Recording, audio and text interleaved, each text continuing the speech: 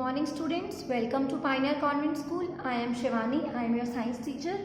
Student, today we will start our new chapter, chapter number 10, respiration in organisms. Topic to be covered in this chapter are aerobic and anaerobic respiration, respiration in other animals and respiration in plants. Students, as we know, every organism need energy to carry out its life processes. Life processes means life sustaining processes जो हमारी life को sustain करते हैं, like breathing, eating, respiration and all. We need energy to walk, run or to do any work. Students, how do we get this energy? We get this energy from the food we eat. Here the question arises, how do we get energy from food? हमें food से energy मिलती कैसे है? We get energy from food by the respiration. हमें food से energy किसके through मिलती है? Respiration के through. So the respiration is process of taking in oxygen, using it for the release of energy by breakdown of food and eliminating the waste products like carbon dioxide and water. Respiration एक ऐसा process है जिसमें हम क्या करते हैं, taking in oxygen, oxygen लेते हैं, यूजिंग इट और उसे यूज करते हैं किस लिए? For the release of energy, energy का रिलीज करने के लिए. कैसे? By the breakdown of food, food का ब्रेकडाउन करके, and eliminating the waste product. और क्या करते हैं? वेस्ट प्रोडक्ट को एलिमिनेट करते हैं. कौन से waste products? Like carbon dioxide and water. तो स्टूडेंट ये हमारा क्या हो गया? Respiration. After that, how many types of respiration are there? There are two types of respiration, external respiration and internal respiration. External respiration is also known as breathing and internal respiration is also known as cellular respiration. और इसे हम cellular respiration क्यों कहते हैं ये हम आगे discuss करेंगे. Let's discuss external respiration.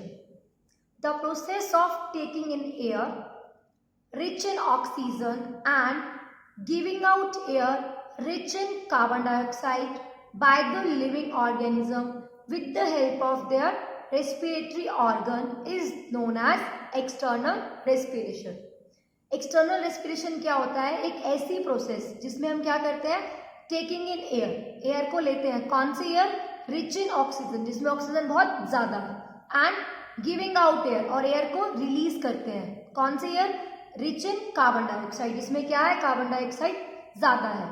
Bye the living organism, किसकी बॉडी से? लिविंग ऑर्गेनिज्म की बॉडी से. With the help of their respiratory organ, और किसकी हेल्प से? रेस्पिरेटरी ऑर्गन की हेल्प से. उसे हम क्या कहते हैं? External respiration. And the next is internal respiration and cellular respiration. The process of breakdown of food in the cells with the release of energy is called internal respiration or cellular respiration. Cellular respiration name से clear हो रहा है, जो कि sales में होता है. तो क्या होता है? ब्रेकडाउन ऑफ फूड होता है. कहाँ पे? सेल्स में. किस लिए होता है? एनर्जी को रिलीज करने के लिए. उसे हम क्या कहते हैं? इंटरनल रेस्पिरेशन और cellular respiration. Students, cellular respiration further two categories में डिवाइड होता है, एरोबिक रेस्पिरेशन और anaerobic respiration. Let discuss aerobic और anaerobic respiration in detail. Let start with aerobic respiration. Breakdown of food into carbon dioxide and water to release energy by using oxygen is called aerobic respiration. This is the equation of aerobic respiration. Glucose, जो कि क्या होता है? हमारा food होता है, plus energy. Glucose के साथ क्या हुआ? एनर्जी यूज हुई. देन उसका ब्रेकडाउन किस में हो जाता है? ग्लूकोज का कार्बन डाइऑक्साइड में, water and energy.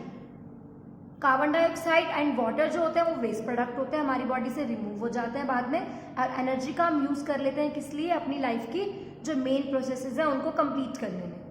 Most of living organisms carry out aerobic respirations and such organisms are called aerobes. उन जो ऑर्गेनिज्म एरोबिक रेस्पिरेशन शो करते हैं उन्हें हम क्या कहते हैं?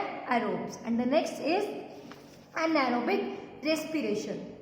breakdown of food into alcohol and carbon dioxide with the release of energy without the use of oxygen is called anaerobic respiration. anaerobic respiration में क्या होता है, जो फूड होता है वो किस में ब्रेक डाउन होता है, alcohol, carbon dioxide plus energy में. इसके जो एक्स्ट्रा प्रोडक्ट्स हैं वो कौन से बनते हैं, carbon dioxide and alcohol.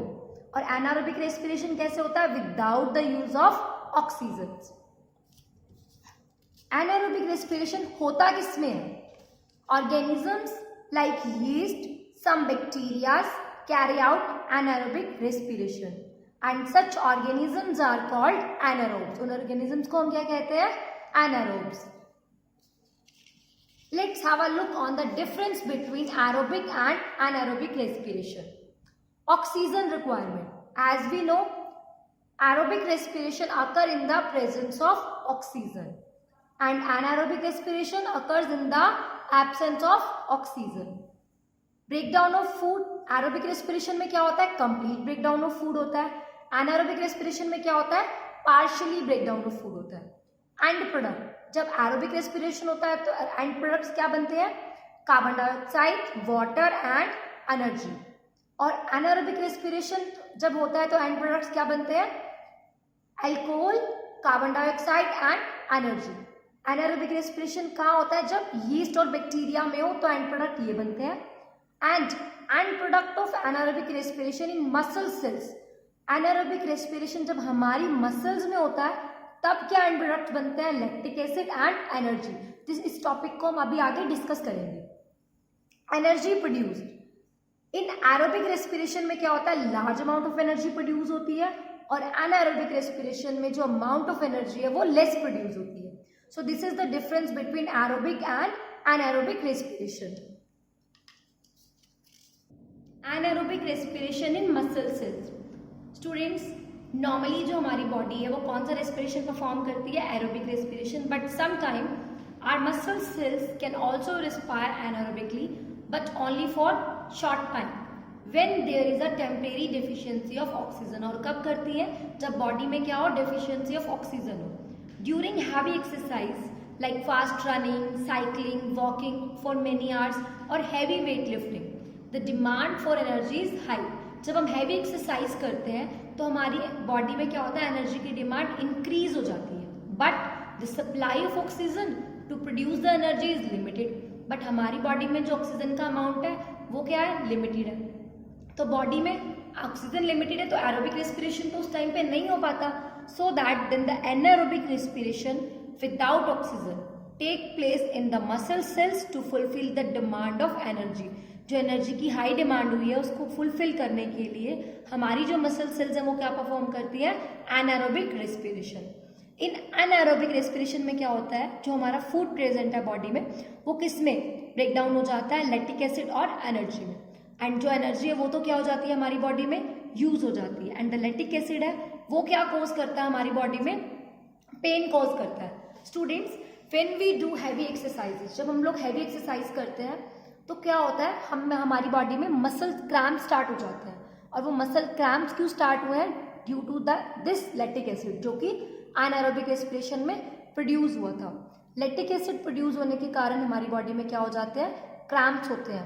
And in cramps, ये क्रैम्प क्यों हो रहे हैं, लैक्टिक एसिड क्यों प्रोड्यूस हो रहे हैं, because the break down of partially break down of glucose. क्योंकि क्या है, जो ग्लूकोज का पार्शली ब्रेक डाउन होता है, कंप्लीट ब्रेक डाउन नहीं होता है. We get relief from cramps after a hot water bath or a massage. अगर हम गर्म पानी से बात करेंगे या मसाज लेते हैं तो हमें क्रैम्प से रिलीफ मिलता है. कैसे, क्यों मिलता है, जैसे आप हॉट वाटर बाथ लेते हो या फिर क्या करते हो, मसाज कराते हो तो क्या होता है, आपकी बॉडी में ब्लड सर्कुलेशन इंक्रीज हो जाती है. और ब्लड सर्कुलेशन इंक्रीज होने से आपकी बॉडी में क्या होता है, ऑक्सीजन की सप्लाई की जो अमाउंट है वो भी इंक्रीज हो जाती है. और फिर बॉडी क्या करती है, हमारा जो पार्शली ब्रेक डाउन हुआ था फूड को उसको कंप्लीट ब्रेक डाउन कर देती है, जिससे हमें क्या होता है, एनर्जी मिलती है और हम लोग वापस से अपना क्या कहते हैं, अपनी जो लाइफ प्रोसेसेस है वो प्रॉपर वे में कर पाते हैं. Student, here our topic aerobic and anaerobic is completed. Please watch the video carefully and try to understand these topics. Thank you and have a nice day.